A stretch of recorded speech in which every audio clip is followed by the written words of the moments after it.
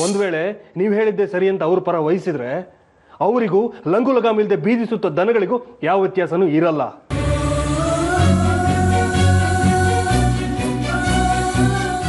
ಅಂದ್ರೆ ಏನ್ ನಿಮ್ಮ ಮಾತಿನ ಅರ್ಥ? ನಮ್ಮ ಆದಿತ್ಯ ಬೀದಿ ಬೀದಿ ಸುತ್ತ ಬಸವ ಅಂತ ಹೇಳ್ತಾ ಇದ್ದೀರಾ? ಯಾಕಾಗ ಮಾತಾಡ್ತೀರಾ? ಯಾಕೆ ತಪ್ಪು ತಿಳ್ಕೊತೀರಾ ನೀವು? ನಾನು ಹಾಗೆ ಹೇಳಿಲ್ಲ. ತಂದೆ ತಾಯಿ ಮಾತು ಕೇಳ್ತಿದ್ರೆ ಮಕ್ಕಳು ಆಟೋಮೆಟಿಕ್ ಆಗಿ ದಾರಿ ತಪ್ತಾರೆ ಅಂತ ಹೇಳ್ತಾ ಇದ್ದೀನಿ. ನಮ್ಮ ಆದಿತ್ಯ ಅಂತವನಲ್ಲ, ಅವನಿಗೆ ಒಳ್ಳೇದೇ ಅದು ಕೆಟ್ಟದೇ ಅದು ಅಂತ ತುಂಬಾ ಚೆನ್ನಾಗಿ ಅರ್ಥ ಆಗುತ್ತೆ. ಹಾಗೆ ಗೊತ್ತಿದ್ದಿದ್ರೆ ಅವ್ನು ಹೀಗೆ ಮನೆ ಬಿಟ್ಟು ಹೋಗ್ತಾ ಇರ್ಲಿಲ್ಲ. ತಂದೆ ತಾಯಿ ಮಾತಿಗೆ ಗೌರವ ಕೊಟ್ಟು ಅವನು ಇಲ್ಲೇ ಇರ್ತಿದ್ದ. ನೀವೀಗ ಅವ್ನ ಪರ ವಹಿಸ್ಕೊಂಡು ಮಾತಾಡ್ತಿದ್ರೆ ಮುಂದೆ ಒಂದಿನ ಅವ್ನು ನಿಮ್ಮಿಂದ ದೂರ ಆಗ್ತಾನೆ. ಇದನ್ನ ಮೊದಲು ಅರ್ಥ ಮಾಡ್ಕೊಳ್ಳಿ. ನಿಮ್ ತಪ್ಪನ್ನು ಇಟ್ಕೊಂಡು ಆದಿತ್ಯನ ಮೇಲೆ ದೂರಬೇಡಿ ಸೂರ್ಯ ಅವರೇ. ಒಂದ್ ವೇಳೆ ಆರ್ಯ ನೀವು ಮನೆ ಬಿಟ್ಟು ಹೋಗ್ತೀನಿ ಅಂತ ಹೀಗೆ ಹೊರಟು ನಿಂತಿದ್ರೆ ನೀವು ಅವನನ್ನ ತಡಿತಾ ಇದ್ರಾ? ನನಗೆ ಆದಿನೂ ಒಂದೇ ಆರ್ಯನೂ ಒಂದೇ. ಒಂದು ವೇಳೆ ಆರ್ಯನ ಹೀಗೆ ಮಾಡಿದ್ದಿದ್ರೆ ಖಂಡಿತ ನಾನು ಅವನನ್ನ ತಡಿತಾ ಇರಲಿಲ್ಲ.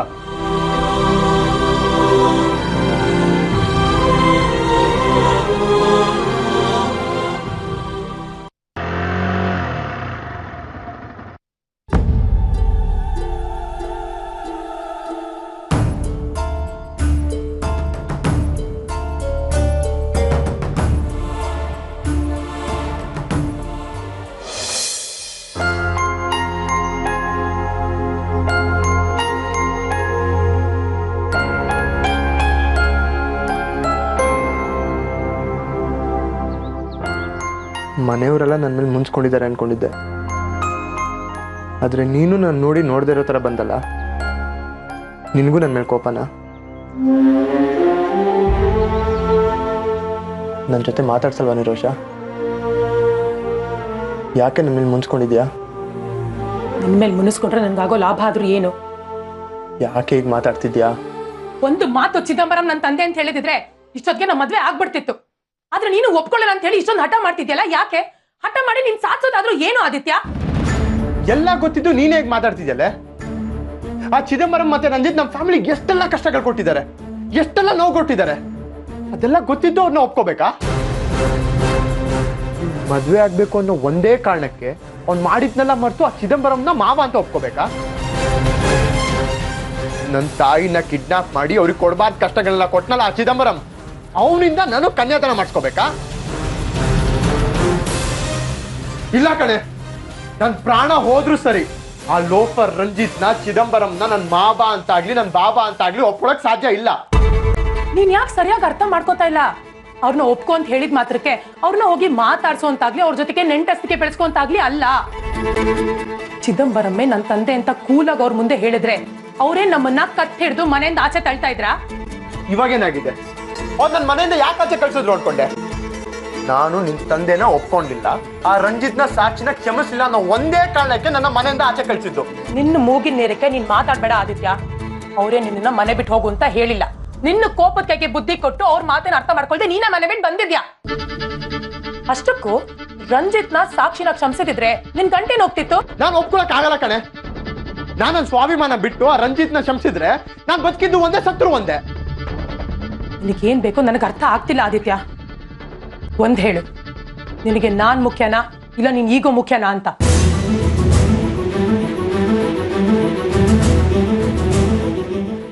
ತಾಯಿಗೆ ಇಬ್ರು ಮಕ್ಕಳು, ಆ ಮಕ್ಳು ಕಂಡು ತಾಯಿಗೆ ಎಲ್ಲೆಲ್ಲಿ ಪ್ರೀತಿ. ಆ ಇಬ್ರು ಮಕ್ಕಳಲ್ಲಿ ತಾಯಿಗೆ ಯಾರು ಬೇಕು ಅಂದ್ರೆ ತಾಯಿ ಏನ್ ಹೇಳ್ತಾರೆ? ಹಾಗೆ ನನಗೆ ನೀನು ಮತ್ತೆ ನಂತನ ಅನ್ನೋದು ಎರಡೂ ಬೇಕು. ಅದೇ ನಾನು ಹೇಳ್ತಿರೋದು ನಿಂತನ ಬಿಡು ಅಂತ ಅಲ್ಲ ಕಣೋ, ನಿನ್ನಲ್ಲಿರೋ ಈಗೋ ಬಿಡು ಅಂತ. ಈಗೋ ಅನ್ನೋದು ನಮ್ಮ ಮನ್ಸಲ್ಲಿರೋವರೆಗೂ ನಾವ್ ಸಾಯೋವರೆಗೂ ನೆಮ್ಮದಿಯಾಗಿರೋದಕ್ಕಾಗಲ್ಲ. ನೋಡು ನಿರೋಷ, ನನಗೆ ನಿನ್ ಬುದ್ಧಿ ಮಾತು ಬೇಕಾಗಿಲ್ಲ. ಒಂದ್ ಸ್ವಲ್ಪ ದಿನ ಇಲ್ಲಿರೋಣ ಅಂತ ಬಂದೆ, ಅದ ನೀನ್ ಈಗ ಮಾತಾಡ್ತಿದ್ಯಾ? ಸರಿ ಬಿಡು, ನಾನು ಇಲ್ಲೂ ಇರಲ್ಲ, ಎಲ್ಲಾದ್ರೂ ಹೋಗ್ತೀನಿ. ಆದಿತ್ಯ ನಿಂತ್ಕೋ.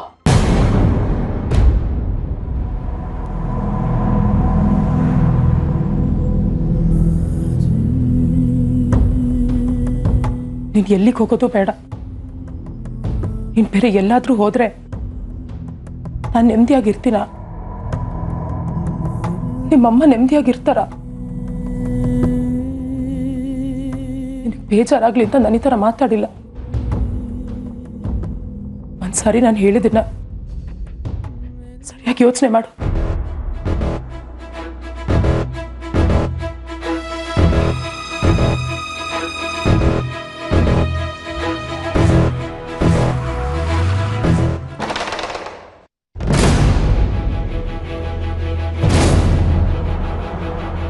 ಸಾಕ್ಷಿ, ಇಷ್ಟು ಬೇಗ ಪೂಜೆ ಎಲ್ಲ ಮುಗ್ದೋಯ್ತಾ? ಪೂಜೆ ಎಲ್ಲ ಚೆನ್ನಾಗಾಯ್ತಾ?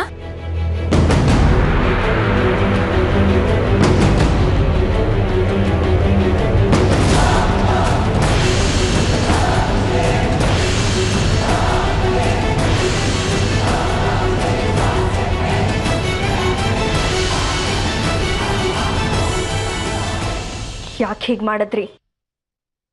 ನಿಮ್ಮ ಮಾತು ಕೇಳ್ಕೊಂಡು ನಾನು ರಂಜಿತ್ ಮೇಲೆ ಅನುಮಾನ ಪಡೋ ಹಾಗೆ ಮಾಡಿದ್ರಿ. ಯಾಕೆ ಹೀಗೆ ಮಾಡಿದ್ರಿ? ಏನಾಯ್ತು ಸಾಕ್ಷಿ? ನಾನೇನ್ ಮಾಡ್ದೆ? ನಿರೋಷಾ ಚಿದಂಬರಂ ಮಗಳಂತೆ.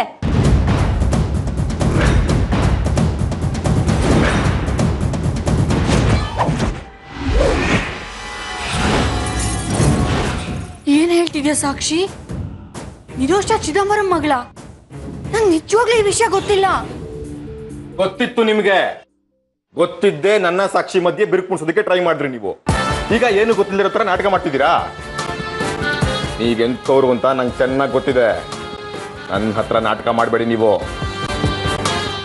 ಇದಕ್ಕೆ ಸಾಕ್ಷಿ ಹೇಳಿದ್ದು ನಿನಗೆ ಈ ಹೆಂಗಿಸ್ನ ನಂಬೇಡ ಅಂತ. ಆದ್ರೆ ನೀನು ನನ್ನ ಮಾತು ಕೇಳಿಲ್ಲ ಅಷ್ಟೇ. ಇಲ್ಲ ರಂಜಿತ್, ದೇವರಣೆಗಳು ನಿರೋಷ ನಿಮ್ ತಂಗಿ ಅನ್ನೋ ವಿಷಯ ನಂಗೆ ಗೊತ್ತಿರ್ಲಿಲ್ಲ. ಬಾಯಿ ಮುಚ್ಚ್ರಿ ಸಾಕು. ನಿಮ್ಮಂತವ್ರಿಗೆ ದೇವ್ರು ಅನ್ನೋ ಭಯ ಭಕ್ತಿ ಎಲ್ಲಿರುತ್ತೆ? ಆ ಭಕ್ತಿ ಇದ್ದಿದ್ರೆ ಈ ತರ ಕೆಲಸ ಮಾಡ್ತಿರ್ಲಿಲ್ಲ ನೀವು. ನಿಮ್ ಈ ಮಾತುಗಳನ್ನ ಚಿದಂಬರಂ ಹತ್ರ ಹೇಳಿ ನಂಬ್ತಾನೇನೋ. ಆದ್ರೆ ನಾನು ಮಾತ್ರ ಯಾವುದೇ ಕಾರಣಕ್ಕೂ ನಂಬಲ್ಲ ನಿಮ್ಮನ್ನ. ನೀವು ಮುಂಚೆಯಿಂದನೂ ಚಿದಂಬರಂ ಜೊತೆ ಟಚ್ ಅಲ್ಲಿದ್ದೀರಾ ಅಂತ ನಂಗೆ ಚೆನ್ನಾಗಿ ಗೊತ್ತು. ನೀವು ಅವ್ರ ಜೊತೆ ಇದ್ದೀರಾ ಅಂದಮೇಲೆ ನಿರೋಷಾ ಚಿದಂಬರಂ ಮಗಳು ಅನ್ನೋ ವಿಷಯ ನನಗಿಂತ ಮುಂಚೆನೆ ನಿಮಗೆ ಗೊತ್ತಿರುತ್ತೆ.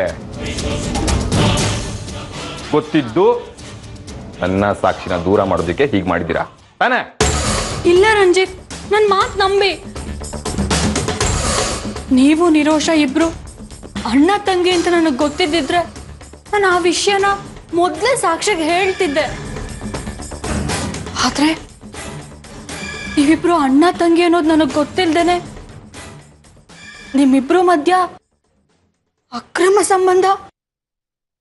ಶಿವ, ಅದನ್ ಕಲ್ಪನೆ ಕೂಡ ಮಾಡ್ಕೊಳಕ್ ಆಗ್ತಿಲ್ಲ. ಅಂತದ್ರಲ್ಲಿ ಮಾತಾಡಬೇಡಿ ನೀವು.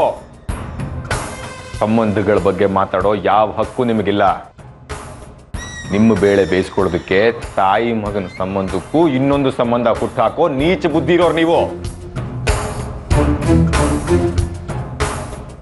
ಪ್ಲೀಸ್ ರಂಜಿತ್, ನನ್ ಮಾತ್ ನಂಬೆ.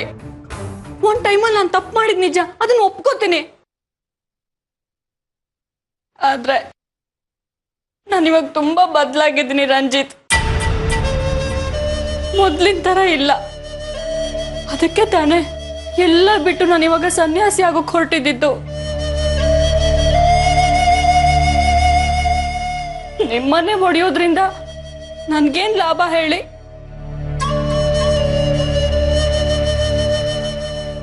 ನಿಮ್ಮ ನಿರೋಷನ್ ಮಧ್ಯೆ ಇರೋ ಸಂಬಂಧ ಗೊತ್ತಿಲ್ಲದೆ ನಾ ಮಾತಾಡ್ದೆ.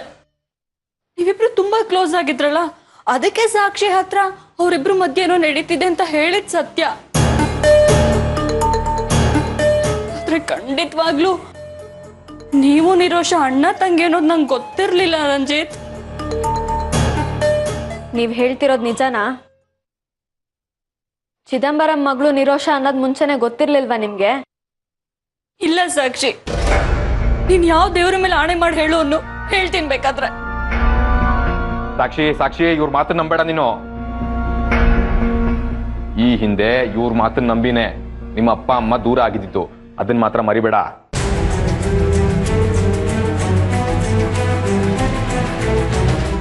ಸಾಕ್ಷಿ ಪ್ಲೀಸ್, ನನ್ ಮಾತ್ ನಂಬು ಸಾಕ್ಷಿ. ಈ ಹಿಂದೆ ಮಾಡಿದ ತಪ್ಪುಗಳನ್ನ ನಾನು ಒಪ್ಕೊಂಡಿದ್ದೀನಿ ತಾನೆ. ನಿನ್ ಸಂಸಾರ ಚೆನ್ನಾಗಿರ್ಲಿ ಅನ್ನೋ ಕನ್ಸನಿಂದ ಹಾಗೆ ಹೇಳ್ದೆ ಕಣೆ, ಅಷ್ಟೇನೆ. ಹೀಗೆಲ್ಲ ಆಗತ್ತೆ ಅಂತ ಗೊತ್ತಿದ್ದಿದ್ರೆ ಖಂಡಿತ ನಾನೇನು ಹೇಳ್ತಿರ್ಲಿಲ್ಲ ಸಾಕ್ಷಿ.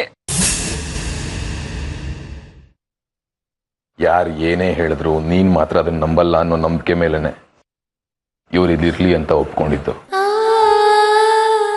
ಆದ್ರೆ ನೀನು ನನ್ನನ್ನು ನಂಬದೆ ಇವ್ರ ಮಾತನ್ನು ನಂಬದೆ. ನಿನಗೋಸ್ಕರ ಎಲ್ಲ ಬಿಟ್ಟು ಬಂದೆ ಸಾಕ್ಷಿ ನಾನು. ಆದ್ರೆ ನೀನು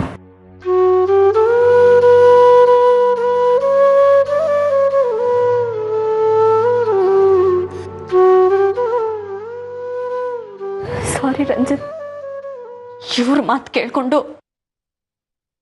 ನಿಮ್ ಪ್ರೀತಿಗೆ ಕಳಂಕ ತಂದ್ಬಿಟ್ಟೆ. ನಿಮ್ ಪ್ರೀತಿ ಎಷ್ಟು ಅಗಾಧವಾದ್ದು ಅಂತ ನನ್ನ ಮನ್ಸಿಗೆ ಗೊತ್ತಿದ್ರು ಕಣ್ಣು ಕಿವಿಗಳನ್ನ ನಂಬಿ ನಿಮ್ಮೆಲ್ಲ ಅನುಮಾನ ಪಟ್ಟು ತಪ್ಪು ಮಾಡಿದೆ. ನಿಮ್ ಬಗ್ಗೆ ಹೀಯಾಳಿಸಿ ಮಾತಾಡ್ದೆ, ನಿಮ್ ಮನ್ಸಿಗೆ ನೋವು ಮಾಡಿದೆ. ದಯವಿಟ್ಟು ನನ್ನ ಕ್ಷಮಿಸ್ಬೇಡಿ. ಇನ್ಯಾವತ್ತೂ ನಾನು ಈ ರೀತಿ ನಡ್ಕೊಳ್ಳೋದಿಲ್ಲ.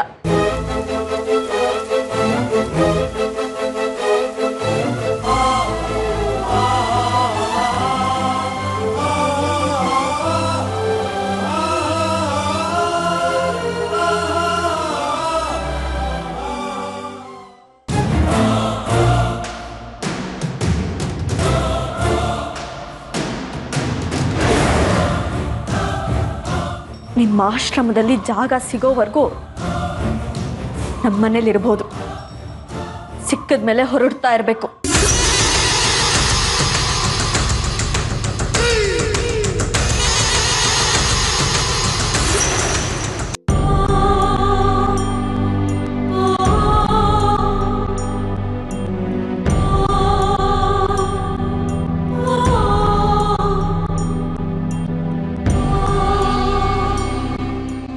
ಮೇಡಮ್,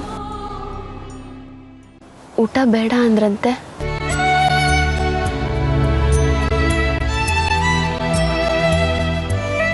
ಬನ್ನಿ ಮೇಡಮ್, ಊಟ ಮಾಡಿ. ನೀವು ಊಟ ಮಾಡಿಲ್ಲ ಅಂತ ಮನೇಲಿ ಯಾರು ಊಟ ಮಾಡಿಲ್ಲ ಮೇಡಮ್. ಆರ್ಯ ಸರು ಊಟ ಮಾಡ್ದೆ ಹಂಗೆ ಹೊರಟೋದ್ರು. ಸೂರ್ಯ ಸರು ನೀವು ಊಟ ಮಾಡೋ ತನಕ ನನಗೂ ಬೇಡ ಅಂತ ಕೂತಿದ್ದಾರೆ. ಪ್ಲೀಸ್ ಬನ್ನಿ ಮೇಡಮ್. ಬಲವಂತ ಮಾಡಬೇಡ ಸ್ವಾತಿ, ನನಗೆ ಹಸಿವಿಲ್ಲ. ನೀನು ಹೋಗಿ ಊಟ ಮಾಡು. ಮೇಡಮ್, ನೀವು ಈ ಮನೆ ಯಜಮಾನಿ. ನೀವೇ ಊಟ ಮಾಡಿಲ್ಲ ಅಂದಮೇಲೆ ನನಗೆ ಊಟ ಸೇರುತ್ತೆ. ನೀವು ಊಟ ಮಾಡೋವರೆಗೂ ನಾನು ಮಾಡಲ್ಲ, ಉಪವಾಸ ಇದ್ಬಿಡ್ತೀನಿ. ಚಿಕ್ಕ ಮಕ್ಕಳ ಥರ ಹಠ ಮಾಡಬೇಡ ಸ್ವಾತಿ, ನೀನು ಹೋಗಿ ಊಟ ಮಾಡು. ಇಲ್ಲ ಮೇಡಮ್, ನೀವು ನಮ್ಮ ಜೊತೆ ಬಂದು ಊಟ ಮಾಡೋವರೆಗೂ ನಾವು ಊಟ ಮಾಡಲ್ಲ. ಒಂದ್ಸಲ ಹೇಳಿದ ಅರ್ಥ ಆಗಲ್ವಾ ನಿನಗೆ? ಇದು ನಮ್ಮನೆ ವಿಷಯ. ನಮ್ಮನೆ ವಿಷಯಕ್ಕೆ ನೀನು ಊಟ ಬಿಡೋ ಅಗತ್ಯ ಇಲ್ಲ. ಹೋಗಿ ಊಟ ಮಾಡು. ಮೇಡಮ್, ಇದು ನಿಮ್ಮನೇ ನಿಜ. ಆದರೆ ನನಗೆ ನಿಮ್ಮಲ್ಲೇ ಇರೋಕ್ಕೆ ಜಾಗ ಕೊಟ್ಟು ನಿಮ್ಮಲ್ಲೇ ಒಬ್ಳನ್ನ ಮಾಡ್ಕೊಂಡಿದ್ದೀರಾ. ಅಂದಮೇಲೆ ನಿಮ್ಮ ನೋವಲ್ಲಿ ನನಗೂ ಭಾಗ ಇದೆ ಅಲ್ವಾ? ಏನು ಭಾಗ ಇರುತ್ತೆ? ಸುಮ್ಮನೆ ಹುಚ್ಚುಚ್ಚಾಗಿ ಏನೇನೋ ಮಾತಾಡಬೇಡ. ನನಗೂ ಏನು ಹೇಳಕ್ ಬರಬೇಡ. ಹೋಗು.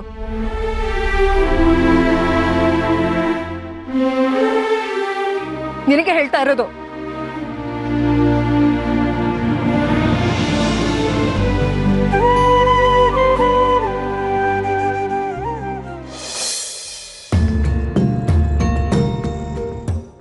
ನೇರವಾಗಿ ಬದುಕೋತ್ ಕಲಿಯೋ, ಅಡ್ಡ ದಾರಿಲಿ ನಡಿಬೇಡ.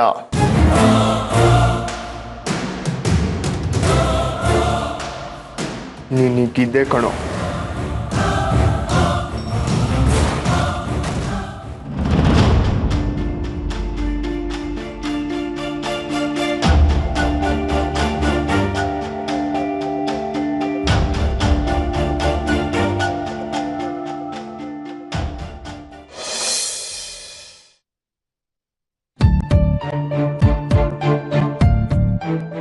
ಸಾರಿ.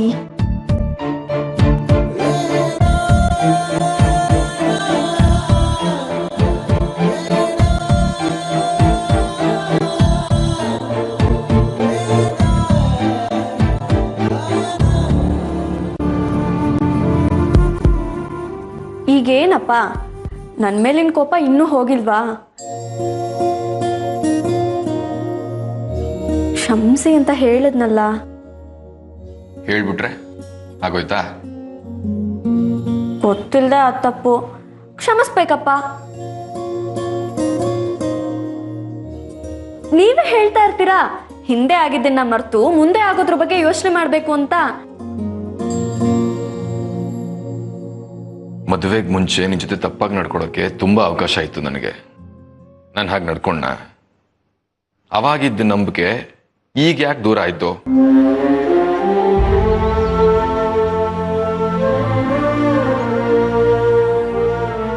ನಾನು ನಿನ್ಗೋಸ್ಕರ ನಿಮ್ಮ ಅಣ್ಣನ್ನ, ನಿಮ್ಮ ತಂದೆನ, ನನ್ನ ತಂದೆನ ಎಲ್ರನ್ನೂ ಎದುರು ಹಾಕೊಂಡು ಮನೆ ಬಿಟ್ಟು ಬಂದೆ.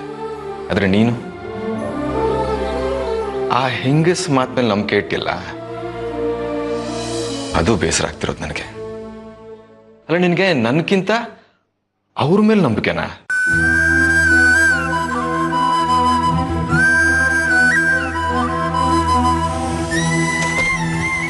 I am really sorry Ranjit.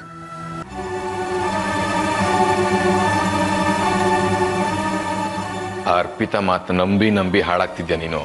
ನೆನ್ಪಿಟ್ಕೋ,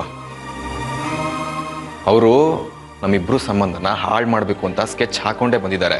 ಅದ್ರ ತಕ್ಕ ಹಾಗೆ ನೀನು ಆಡ್ಬಿಟ್ರೆ ಅಲ್ಲಿಗೆ ಮುಗೀತು.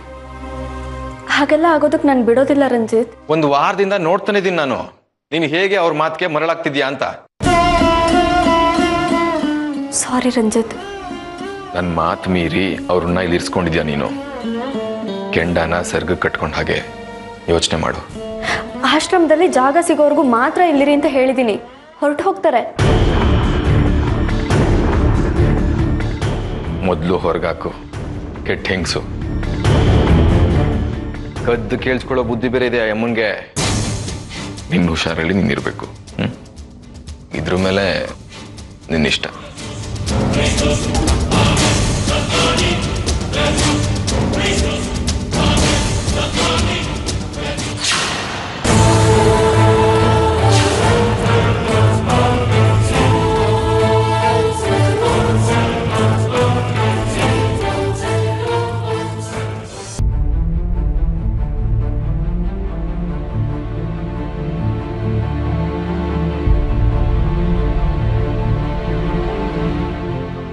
ಅರೆ, ನೀವಿಬ್ರು ಕಡ್ಡಿನ ಯಾಕೆ ಗುಡ್ಡ ಮಾಡ್ತಾ ಇದ್ರೆ ನನಗೆ ಅರ್ಥ ಆಗ್ತಿಲ್ಲ.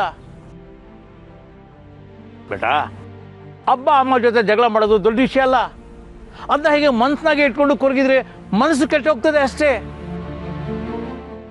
ಬೇಟಾ, ಅಪ್ಪ ಅಮ್ಮ ಬೈದು ಹೇಳಿದ್ರೆ ಅದ್ರಾಗೆ ಒಂದು ಅರ್ಥ ಇರ್ತದೆ. ನೀನು ಅರ್ಥ ಮಾಡ್ಕೋಬೇಕು. ನೀವೇನ್ ಚಾಚಾ, ನೀವನ್ನ ಅವ್ರು ಹೇಳಿದ್ರೆ ಸರಿ ಅಂತ ಹೇಳ್ತೀರಲ್ಲ? ಬೇಟಾ, ಬೈದು ಹೇಳೋರು ಬದುಕಕ್ಕೆ ಹೇಳ್ತಾರೆ, ಹೊಗಳಿ ಹೇಳೋರು ಹಾಳಾಗಕ್ಕೆ ಹೇಳ್ತಾರೆ. ಅದು ಅರ್ಥ ಮಾಡ್ಕೋಬೇಕು. ಆದಿ, ಅವ್ರು ನನಗೆ ಬೈತಿದ್ದಕ್ಕೆ ನನಗೆ ಬೇಜಾರಾಗ್ಲಿಲ್ಲ ಚಾಚಾ. ಅವ್ರು ಒಂದ್ ವೇಳೆ ನನ್ನ ಮೇಲೆ ಕೈ ಮಾಡಿದ್ರು ನಾ ಮನೆ ಬಿಟ್ಟು ಬರ್ತಿರ್ಲಿಲ್ಲ. ಆದ್ರೆ ಅವರು ಆ ರಂಜಿತ್ನ ಚಿದಂಬರಂನ ಒಪ್ಕೊ ಅಂದ್ರು. ಅದು ನನ್ನ ಕೈಲಾಗ್ಲಿಲ್ಲ. ಅವ್ರು ಹೇಳಿದ್ದು ತಪ್ಪು ಅಂತ ನನಗೆ ಅನ್ನಿಸ್ತಾ ಇಲ್ಲ. ಆದಿ, ತಂದೆ ತಾಯಿಗಳು ಮಕ್ಕಳು ಚೆಂದಾಗಿರ್ಬೇಕು ಅಂತ ಹೇಳ್ತಾರೆ. ದ್ವೇಷದಿಂದ ಮಕ್ಕಳು ಹಾಳಾಗ್ಲಿ ಅಂತ ಯಾರೂ ಹೇಳೋದಿಲ್ಲ. ಆದಿ, ನಿಮ್ಮಿಬ್ರು ಮದುವೆ ನೆಪದಲ್ಲಾದರೂ ಚಿದಂಬರಂ ಮುಂದೆ ಒಳ್ಳೆಯವರು ಆಗ್ಬೋದು ಅಂತ ಹೇಳಿರ್ಬೋದು. ಅದೆಲ್ಲ ಏನು ಇಲ್ಲ ಚಾಚಾ. ಅವರಿಗೆ ಸಾಕ್ಷಿ ಜೀವನ ಚೆನ್ನಾಗಿರ್ಬೇಕಷ್ಟೆ. ಅವರಿಗೆ ನನ್ನ ಫೀಲಿಂಗ್ಸ್ ಅರ್ಥ ಆಗಲ್ಲ. ಉದ್ದೇಶ ಏನೇ ಇರ್ಬೋದು, ಆದರೆ ನೀವಿಬ್ರು ಸೂರ್ಯ ಅವ್ರ ಮಕ್ಕಳನ್ನ ಮರಿಬಾರ್ದು. ಆದಿ, ಸೂರ್ಯ ಅವ್ರು ಏನೇ ತೀರ್ಮಾನ ತಗೊಂಡ್ರು 100 ಸತಿ ಯೋಚನೆ ಮಾಡಿ ನಿರ್ಧಾರ ಮಾಡಿರ್ತಾರೆ. ಆದಿ, ನಿರೋಷ ಚಿದಂಬರಂ ಅವ್ರ ಮಗಳು ಅನ್ನೋ ಒಂದೇ ಒಂದು ಕಾರಣಕ್ಕೆ ನೀನು ಅವರಿಂದ ದೂರ ಆಗೋದು ಸರಿಯಲ್ಲ. ಎಷ್ಟೋ ವರ್ಷದ ಮ್ಯಾಗೆ ನೀವೆಲ್ಲ ಒಟ್ಟಿಗೆ ಜೀವನ ಮಾಡ್ತಾ ಇದ್ದೀರಲ್ಲ, ಹೀಗೆ ಮುಂದೆ ಹೊರದ್ರೆ ತುಂಬ ಚೆನ್ನಾಗಿರ್ತದೆ. ಈಗಲೂ ಕಾಲ ಮಿಂಚಿಲ್ಲ. ಆದಿ, ನಿನ್ನ ಕೋಪ ಕಮ್ಮಿ ಮಾಡ್ಕೊಂಡು ಹೋಗಿ ಅವ್ರಿಗೆ ಕ್ಷಮೆ ಕೇಳು. ನೀನು ಅವ್ರ ಜೊತೆ ಇದ್ರೆ ನಿನ್ನ ಭವಿಷ್ಯನೂ ಚೆನ್ನಾಗಾಗ್ತದೆ. ನಾನು ಅಲ್ಲಿಗೆ ಹೋಗಲ್ಲ ಚಾಚಾ. ನನ್ನ ಭವಿಷ್ಯ ಹಾಳಾದ್ರೂ ಪರವಾಗಿಲ್ಲ, ನಾನು ಮಾತ್ರ ಆ ಮನೆ ಕಾಲಿಡಲ್ಲ. ನಿರೋಷ ಬೇಟಿ, ನೀನಾರು ಆದಿಗೆ ಹೇಳು. ಯಾರು ಏನೇ ಹೇಳಿದ್ರು ಅಷ್ಟೇ, ನನ್ನ ನಿರ್ಧಾರ ಬದಲಾಗಲ್ಲ.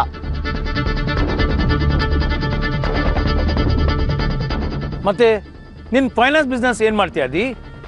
ಅದು ನನ್ನ ಬಿಸ್ನೆಸ್ ಅಲ್ಲ, ಅದನ್ನ ಸೂರ್ಯ ಅವರೇ ಮಾಡಿಕೊಟ್ಟಿದ್ದು. ಇನ್ಮೇಲೆ ಅವರೇ ನೋಡ್ಕೊಂಡು ಹೋಗ್ಲಿ.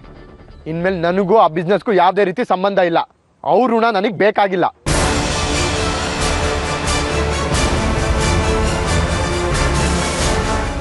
ತಂದೆ ಮಗಂದು ಮಧ್ಯೆ ಋಣದ ಮಾತು ಬರಬಾರ್ದು ಆದಿ. ಅವ್ರು ಯಾವುದೇ ಆ್ಯಂಗಲಲ್ಲಿ ನೋಡಿದ್ರು ನನ್ನ ತಂದೆ ಅಂತ ನಂಗೆ ಅನಿಸ್ತಿಲ್ಲ ಚಾಚಾ. ನನ್ನ ಪ್ರತಿಯೊಂದು ನಿರ್ಧಾರದಲ್ಲೂ ಅವ್ರು ಇರ್ತಾರೆ. ನನ್ನ ಸ್ವಂತಿಕೆ ಕಿತ್ಕೊಂಡ್ಮೇಲೆ ಅವ್ರು ಹೇಗೆ ನನ್ನ ತಂದೆ ಆಗಕ್ಕೆ ಸಾಧ್ಯ? ಹಾಗೆ ಹೇಳ್ಬೇಡ ಆದಿ. ಹಾಗೆ ಭೇದ ಭಾವ ಮಾಡೋ ಆಗಿದ್ದಿದ್ರೆ ನಿನಗೆ ಕೋಟಿ ರೂಪಾಯಿ ಖರ್ಚು ಮಾಡಿ ಫೈನಾನ್ಸ್ ಬಿಸ್ನೆಸ್ ಮಾಡಲಿಕ್ಕೆ ನಿನಗೆ ಹೆಲ್ಪ್ ಮಾಡ್ತಿರ್ಲಿಲ್ಲ ಅವರು. ಸೂರ್ಯ ಅವ್ರ ಬಗ್ಗೆ ನಿಮಗೆ ಗೊತ್ತಿಲ್ಲ ಚಾಚಾ. ಸಾಕ್ಷಿ ಮತ್ತು ರಂಜಿತ್ ಮೇಲೆ ನಾನೆಲ್ಲಿ ಕೇಳ್ತೀನೋ ಅಂದ್ಬಿಟ್ಟು ನನ್ನ ಸಾಫ್ಟ್ ಮಾಡೋಕ್ಕಂತ ನನಗೆ ಫೈನಾನ್ಸ್ ಬಿಸ್ನೆಸ್ ಹಾಕೊಟ್ರು. ಅವ್ರು ಮಾಡಿರೋ ತಂತ್ರ ನನಗೆ ಅರ್ಥ ಆಗಲ್ಲ ಅಂದ್ಕೊಂಡ್ರು. ನನಗೆಲ್ಲ ಅರ್ಥ ಆಗತ್ತೆ ಚಾಚಾ.